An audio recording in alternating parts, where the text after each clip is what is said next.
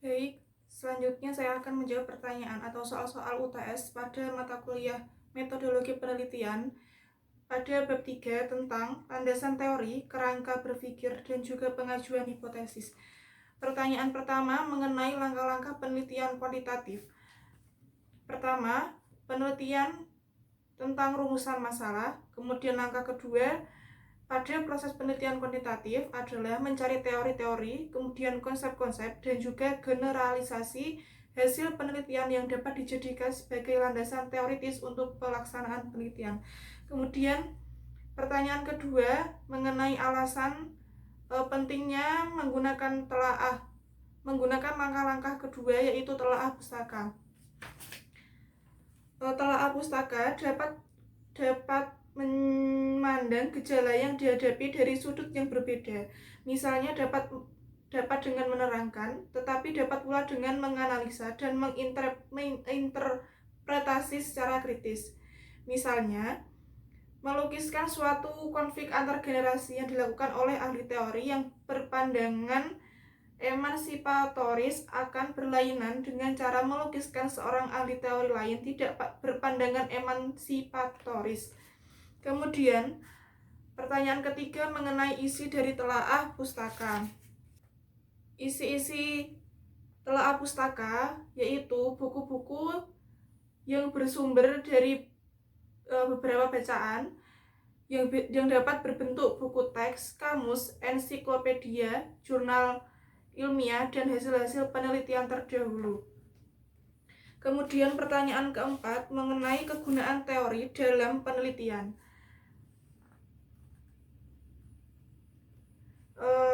Fungsi teori yang pertama digunakan untuk memperjelas dan mempertajam ruang lingkup atau konstruk variabel yang akan diteliti. Kemudian fungsi yang kedua yaitu prediksi dan pemandu untuk menemukan fakta, yaitu untuk merumuskan hipotesis dan menyusun instrumen penelitian, karena pada dasarnya hipotesis itu merupakan pertanyaan yang bersifat prediktif. Kemudian fungsi yang selanjutnya yaitu digunakan mencandra dan membahas hasil penelitian, sehingga selanjutnya digunakan untuk memberikan saran dalam upaya pemecahan masalah. Kemudian pertanyaan yang kelima mengenai langkah-langkah pendeskripsian teori. Langkah-langkah yang dapat dilakukan dalam pendeskripsian teori yaitu pertama, tetapkan nama variabel yang diteliti dan jumlah variabelnya. Kemudian yang kedua, cari sumber-sumber bacaan berupa buku, kamus, ensiklopedia, jurnal ilmiah, laporan penelitian, skripsi, tesis, atau disertasi yang sebanyak-banyaknya yang relevan dengan setiap variabel yang diteliti. Kemudian yang ketiga, lihat daftar isi setiap buku dan pilih topik yang relevan dengan setiap variabel yang akan diteliti. Kemudian yang keempat, cari definisi setiap variabel yang akan diteliti pada setiap sumber bacaan dibandingkan antara satu sumber dengan sumber yang lain, dan kemudian pilih definisi yang sesuai dengan penelitian yang akan dilaksanakan. Kemudian yang kelima, baca seluruh isi topik buku yang sesuai dengan variabel yang akan diteliti. Lakukan analisa, kemudian renungkan dan buatlah rumusan dengan bahasa sendiri tentang isi setiap sumber data yang dibaca. Kemudian yang keenam atau yang terakhir, deskripsikan teori-teori yang telah dibaca dari berbagai sumber ke dalam bentuk tulisan dengan bahasa sendiri. Kemudian pertanyaan keenam mengenai proses penyusunan kerangka berpikir untuk pengembangan hipotesis. Yang pertama, menetapkan variabel yang diteliti. Untuk menentukan kelompok teori apa yang perlu dikemukakan dalam menyusun kerangka berpikir untuk pengajuan hipotesis, maka harus ditetapkan terlebih dahulu variabel penelitiannya. Berapa jumlah variabel yang diteliti, kemudian apakah nama setiap variabel. Kemudian yang kedua, membaca buku dan hasil penelitian.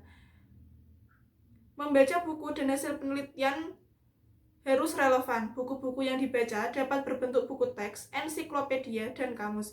Hasil penelitian yang dapat dibaca adalah laporan penelitian, jurnal ilmiah, skripsi, tesis, dan disertasi. Kemudian yang ketiga, deskripsi teori dan hasil penelitian. Seperti telah dikemukakan, deskripsi teori berisi tentang definisi terhadap masing-masing variabel yang diteliti, uraian rinci tentang ruang lingkup setiap variabel, dan kedudukan antara variabel satu dengan variabel yang lain dalam konteks penelitian tersebut. Kemudian yang keempat, analisis kritis terhadap teori dan hasil penelitian. Pada tahap ini, peneliti melakukan analisis secara kritis terhadap teori-teori dan hasil penelitian yang telah dikemukakan. Dalam analisis ini, peneliti akan mengkaji apakah teori-teori dan hasil penelitian yang telah ditetapkan itu betul-betul sesuai dengan objek penelitian atau tidak, karena sering terjadi teori-teori yang berasal dari luar tidak sesuai untuk penelitian di dalam negeri. Kemudian yang kelima, analisis komparatif terhadap teori dan hasil penelitian. Analisis ini dilakukan dengan cara membandingkan antara teori satu dengan teori yang lain, dan juga hasil penelitian satu dengan hasil penelitian yang lain.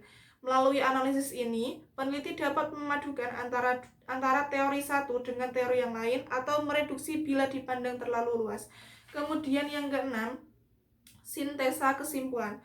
Melalui analisis kritis dan komparatif terhadap teori-teori dan hasil penelitian yang relevan dengan semua variabel yang diteliti, selanjutnya peneliti akan dapat melakukan sintesa atau kesimpulan sementara. Kemudian yang ketujuh, kerangka berpikir. Kerangka berpikir yang dihasilkan dapat berupa kerangka berpikir yang asosiatif atau hubungan maupun komparatif atau perbandingan. Kerangka berpikir asosiatif dapat menggunakan kalimat jika begini, maka akan begitu. Kemudian yang terakhir atau yang kedelapan, hipotesis. Berdasarkan kerangka berpikir tersebut, selanjutnya disusun hipotesis. Bila kerangka berpikir berbunyi jika komitmen kerja tinggi, maka produktivitas lembaga akan tinggi. Maka hipotesisnya berbunyi ada hubungan yang positif dan signifikan antara komitmen kerja dengan produktivitas kerja. Kemudian pertanyaan ke-7, langkah-langkah menyusun hipotesis. Yang pertama, penentuan masalah. Yang kedua, melakukan menyusun hipotesis pendahuluan. Kemudian yang ketiga, melakukan pengumpulan fakta. Kemudian yang keempat, melakukan formulasi hipotesis. Kemudian melakukan pengujian pada hipotesis. Kemudian yang terakhir, penerapan atau mengaplikasi hipotesis.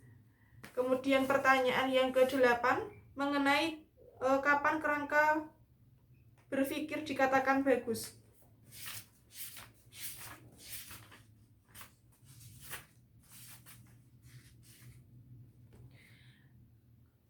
Kerangka berpikir akan dikatakan baik dan bagus apabila variabel-variabel yang akan diteliti sudah jelas. Kemudian diskusi dalam kerangka berpikir sudah dapat menunjukkan dan menjelaskan pertautan atau hubungan antar variabel yang diteliti dan ada teori yang mendasari.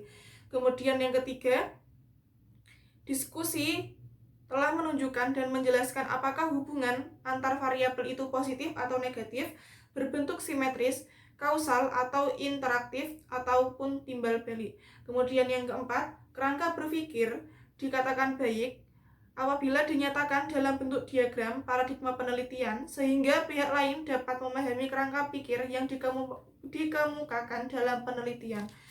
Kemudian pertanyaan yang ke-9 atau yang terakhir mengenai hipotesis dari rencana penelitian saya.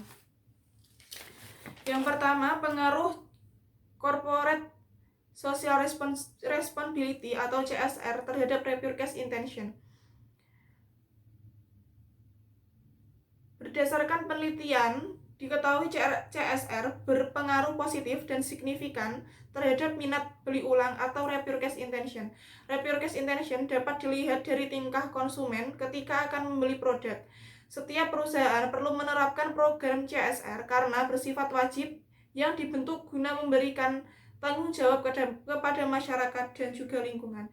Dapat dikatakan bahwa program CSR yang diterapkan dalam meningkatkan minat beli ulang terhadap produk pada suatu perusahaan. Hasil penelitian ini mendukung penelitian milik Upamanyu et al. Pada tahun 2015 yang menyatakan bahwa CSR berpengaruh positif terhadap minat beli ulang. CSR memiliki peran penting karena konsumen mulai memperhatikan perusahaan-perusahaan yang peduli akan masyarakat, sehingga dengan program CSR ini konsumen akan terus melakukan repurchase intention atau pembelian ulang produk dari perusahaan tersebut karena menerapkan program CSR dengan baik, sehingga membawa hasil CSR pengaruh positif terhadap minat beli ulang atau repurchase intention.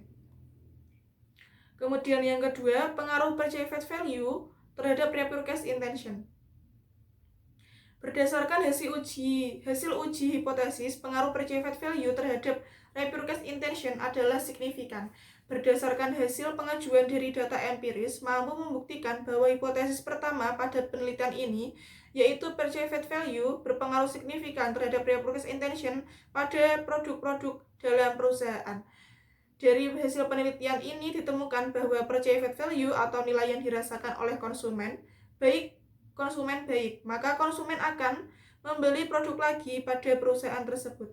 Hasil penelitian ini sesuai dengan hasil penelitian yang telah dilakukan oleh Parjede et al. Pada tahun 2018 yang menemukan perceived value mempunyai pengaruh yang positif dan signifikan terhadap repurchase intention. Kemudian yang terakhir, pengaruh corporate image terhadap repurchase intention. Koefisien corporate image terhadap repurchase intention bernilai positif dan tidak signifikan. Jadi dapat disimpulkan bahwa corporate image berpengaruh tidak signifikan terhadap repurchase intention. Dengan demikian, hipotesis ketiga tidak dapat dibuktikan dalam penelitian ini. Penelitian ini memperlihatkan bahwa kelompok corporate image belum mampu meningkatkan pembelian kembali produk pada perusahaan tersebut. Dalam memahami perilaku konsumen, terdapat banyak pengaruh yang mendasari seseorang dalam mengambil keputusan pembelian suatu produk atau merek. Corporate image adalah kesan-kesan yang dimiliki oleh masyarakat terhadap perusahaan. Dengan demikian, corporate image mampu mempengaruhi perilaku konsumen dalam melakukan pembelian kembali. Hasil penelitian yang dilakukan oleh Hatanet dan Wijaya pada tahun 2008 membuktikan teori tersebut. Namun hasil penelitian ini belum mampu mendukung teori tersebut. Jadi, pengaruh corporate image terhadap repurchase intention adalah positif tidak signifikan. Kemudian, pengaruh perceived value terhadap repurchase intention yaitu positif signifikan. Dan yang terakhir, pengaruh CSR terhadap repurchase intention yaitu positif dan signifikan.